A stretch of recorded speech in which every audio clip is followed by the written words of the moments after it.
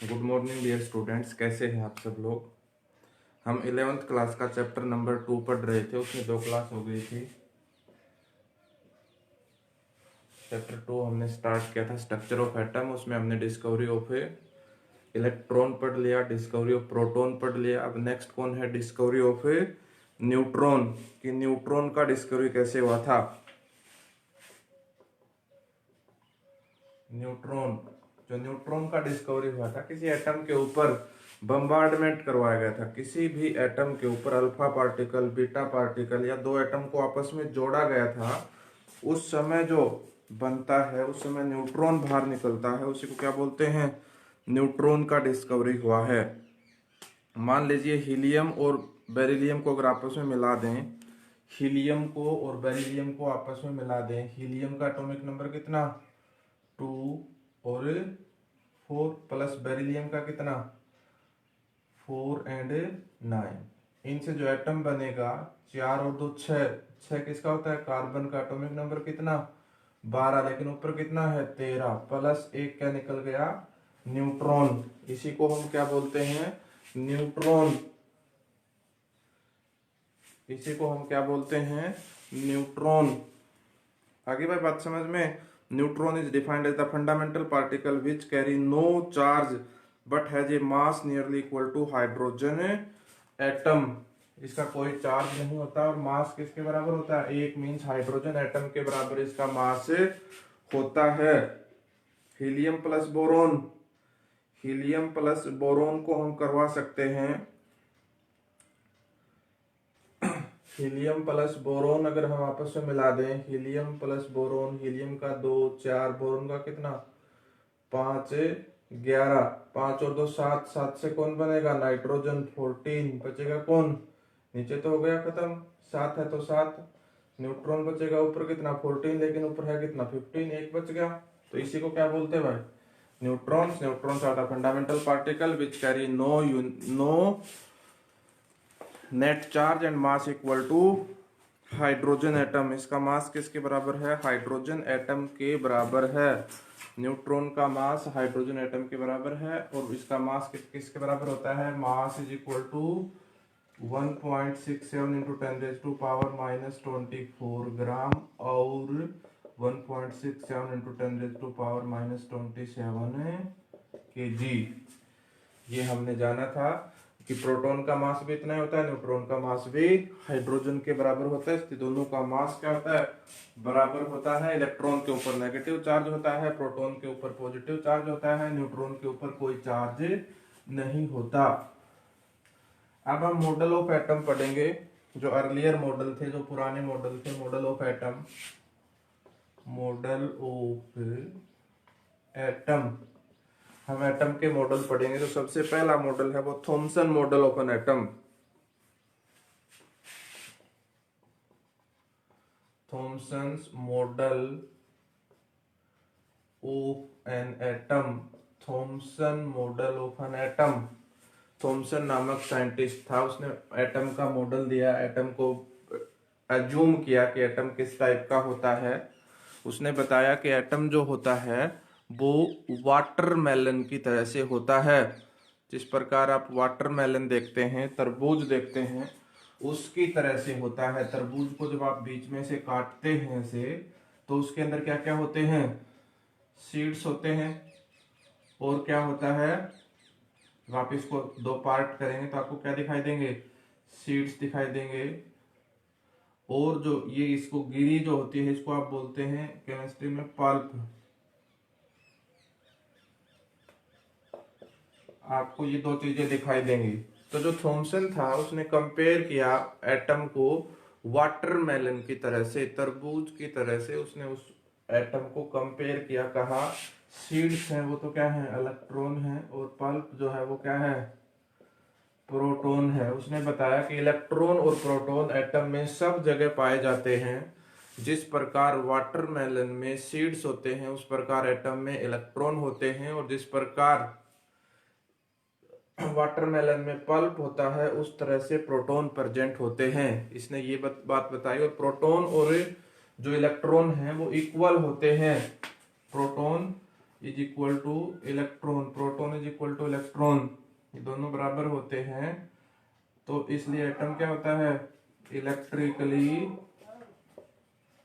Neutral, electrically neutral होता है। Atom electrically neutral होता है, क्यों? क्योंकि उसमें इलेक्ट्रॉन और प्रोटॉन क्या होते हैं, इक्वल होते हैं। ये बात थॉमसन की सही थी, लेकिन ये वाली बात सही नहीं थी कि इलेक्ट्रॉन और प्रोटॉन सब जगह प्रेजेंट होते हैं, क्योंकि आप जानते हैं जो प्रोटॉन होता है वो न्यूक्लियस में होता है, और जो इलेक्ट्रॉन होते हैं वो रिवॉल्व अराउंड द न्यूक्लियस, सब जगह नहीं पाए जाते। तो ये इसकी लिमिटेशन क्या थी, इलेक्ट्रॉन एटम इलेक्ट्रिकली न्यूट्रल है, ये बात तो ठीक है, लेकिन इलेक्ट्रॉन और प्रोटॉन सब जगह पाए जाते हैं, ये इसकी क्या थी, लिमिटेशन थी। अब नेक्स्ट हम पढ़ेंगे जो कि बहुत अच्छा मॉडल है, Rutherford model of an atom. जो नेक्स्ट मॉडल है Rutherford model of an atom, Rutherford model of an atom, model of an atom. देखिए ध्यान दे भाई, जब कमी आ गई किसमें, थॉमसन मॉडल ऑफ एटम में कमी आ गई कि उसने कहा इलेक्ट्रॉन प्रेजेंट होते हैं न्यूक्लियस में सब जगह और प्रोटॉन प्रेजेंट होते हैं सब जगह, ऐसा नहीं होता। उसको न्यूट्रॉन के बारे में तो जानकारी नहीं थी। जो आपके थॉमसन अंकल जी थे उनको इलेक्ट्रॉन और प्रोटॉन के बारे में थोड़ा थोड़ा पता था, लेकिन न्यूट्रॉन का तो उसको ये नहीं पता था कि न्यूक्लियस में होता है, कहाँ होता है, एटम में होता भी है या नहीं होता। और आपके अंकल जी ने बताया कि इलेक्ट्रॉन और जो प्रोटॉन है वो तरबूज की तरह से प्रेजेंट होते हैं पूरे एटम में। जिस प्रकार तरबूज में सीड्स प्रेजेंट होते हैं उस प्रकार इलेक्ट्रॉन प्रेजेंट होते हैं, जिस प्रकार पल्प प्रेजेंट होता है उस प्रकार प्रोटॉन प्रेजेंट होते हैं, लेकिन ऐसा नहीं होता बेटा। Next Rutherford model of atom. Rutherford नामक साइंटिस्ट था, इसने क्या किया, एक एक्सपेरिमेंट किया, एक्सपेरिमेंट करके देखा गोल्ड फॉइल के ऊपर। गोल्ड की पतली चादर ली, पतली परत ली, उसके ऊपर इसने एक्सपेरिमेंट करके देखा। जिस प्रकार आप एल्यूमिनियम फॉइल देखते हैं फॉर रैपिंग फूड, भोजन वगैरह लपेटने के लिए यूज करते हैं आप एल्यूमिनियम फॉइल, उसी प्रकार से क्या होता है गोल्ड फॉइल। जो रदरफोर्ड नामक साइंटिस्ट था इसने एक गोल्ड फॉइल लिया और उसके ऊपर अल्फा पार्टिकल का बम्बार्डमेंट करवाया। अल्फा पार्टिकल वो होते हैं जो हीलियम का एटम है, इसमें कितने इलेक्ट्रॉन होते हैं, 2 इलेक्ट्रॉन, इसके दोनों इलेक्ट्रॉन निकाल दें हीलियम के ऊपर 2 पॉजिटिव, इसी को बोलते हैं alpha particle. Means alpha particle के ऊपर कितना पॉजिटिव चार्ज होता है, 2 पॉजिटिव चार्ज होता है, एटॉमिक नंबर 2 होता है, मास उसका किसके बराबर होता है, 4 के बराबर होता है। उसने अल्फा पार्टिकल का बम्बार्डमेंट करवाया इस न्यूक्लियस के ऊपर। ये जो मान लीजिए गोल्ड फॉइल था, इसके ऊपर अल्फा पार्टिकल का उसने क्या करवाया, बम्बार्डमेंट करवाया। पाया गया कि बहुत सारे अल्फा पार्टिकल सीधे निकल गए, पाया गया कि बहुत सारे अल्फा पार्टिकल क्या हो गए, स्टेट निकल गए एटम में से। इसका मतलब उसने समझा कि एटम के अंदर बहुत सारी जगह क्या है, खाली है, एटम के अंदर बहुत सारी जगह खाली है। इसका मतलब ये है कि एटम होलोस्फीयर है, खाली एक गोला है। दूसरे फिर और अल्फा पार्टिकल का बम्बार्डमेंट करवाया तो कुछ अल्फा पार्टिकल थोड़े एंगल से डिफ्लेक्ट हो गए, कुछ अल्फा पार्टिकल थोड़े एंगल से डिफ्लेक्ट हो गए। इसका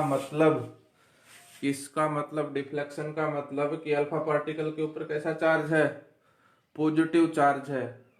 और उसने समझा कि कहीं ना कहीं एटम के अंदर कैसा चार्ज प्रेजेंट है, पॉजिटिव चार्ज प्रेजेंट है, तभी ये क्या होगा, डिफ्लेक्ट होगा। Same charge repel each other, इसके ऊपर भी पॉजिटिव है, इसके ऊपर भी पॉजिटिव है, जब पास पास आएंगे तो क्या करेंगे, रिपेल करेंगे, उस कारण बढ़ गई। तो उसने पाया गया कि एटम के अंदर कहीं ना कहीं पॉजिटिव चार्ज प्रेजेंट है। इसका मतलब ये था कुछ अल्फा पार्टिकल बहुत ज्यादा डिफ्लेक्शन शो किया, मीन्स वो बहुत ही नियरली पास हुए होंगे उस पॉजिटिव चार्ज के, ज्यादा एंगल से डिफ्लेक्ट हो गए। और जब उसने 20,000 अल्फा पार्टिकल डाले इसके ऊपर, तो एक अल्फा पार्टिकल ऐसा था जो बिल्कुल इसके सामने टकराया और बाउंस्ड बैक हो गया, बिल्कुल वापस वैसे का वैसा आ गया, जैसे अल्फा पार्टिकल टकराया वैसे ही वापस आ गया, मीन्स उसके बिल्कुल सेंटर में टकराया होगा वो पॉजिटिव चार्ज के। कब हुआ? जब 20,000 अल्फा पार्टिकल डाले, जब 20,000 अल्फा पार्टिकल डाले तब ऐसा हुआ। इसका मतलब ये है कि ये जो पॉजिटिव चार्ज प्रेजेंट है, ये जो पॉजिटिव चार्ज आप देख पा रहे हैं बहुत थोड़ी जगह में प्रेजेंट है, इसलिए नहीं तो ज्यादा अल्फा पार्टिकल टकरा टकरा के वापस आते। बहुत थोड़ी जगह में क्या है? कंसंट्रेट है। उसी को आगे चल के क्या बोला गया? न्यूक्लियस बोला गया। टाइनी पार्ट है nucleus which contain protons and whole mass of the atom is concentrated in the nucleus. इसको न्यूक्लियर पार्ट बोला गया। आगे चल के न्यूक्लियस की डिस्कवरी किसने की? रदरफोर्ड ने। उस पॉजिटिव चार्ज को ही क्या बोला गया कि एटम के अंदर क्या होता है?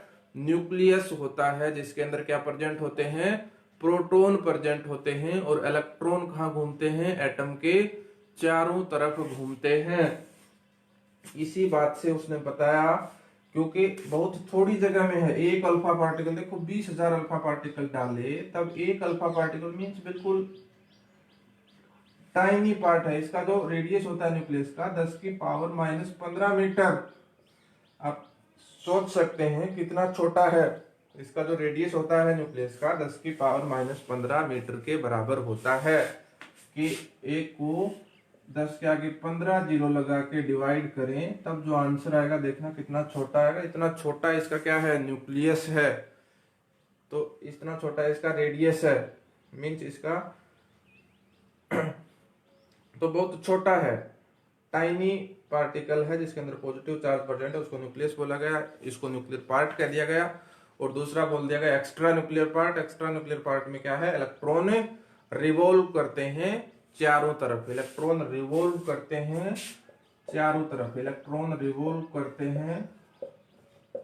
अब इसका लिमिटेशन देखिए ध्यान से, इसका लिमिटेशन देखिए। हम फिजिक्स में पढ़ते हैं जब भी कोई चार्ज बॉडी रिवॉल्व करता है, जब भी कोई चार्ज बॉडी रिवॉल्व करता है तो वो एनर्जी रेडिएट करता है।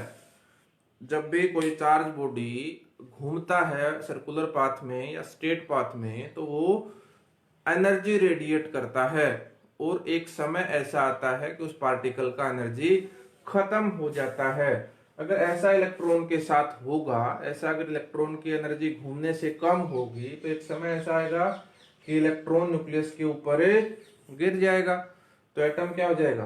अनस्टेबल हो जाएगा। इसकी लिमिटेशन रही है कि जब इसने कह तो दिया electron revolve around the nucleus, लेकिन इस बेचारे को ये नहीं पता था कि उसके अकॉर्डिंग, अगर फिजिक्स के अकॉर्डिंग सोचें तो इलेक्ट्रॉन जब चार्ज बॉडी है उसके ऊपर नेगेटिव चार्ज है, वो रिवॉल्व करता है, एनर्जी रेडिएट करता है।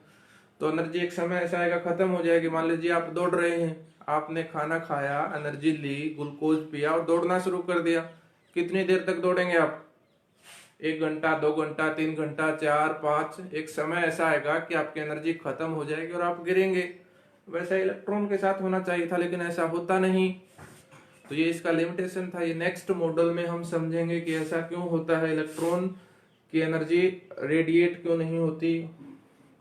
इसके लिए आपके नेक्स्ट जो अंकल जी हैं वो बोहर अंकल जी हैं, उसका मॉडल हम पढ़ेंगे तो पता चलेगा हमें कि electron revolve around the nucleus कैसे होता है।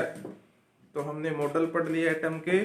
ये आप कक्षा 9 से पढ़ते आ रहे हैं, कोई खास बात नहीं है इसमें, एक बार पढ़ने से ही समझ में आ जाएगा।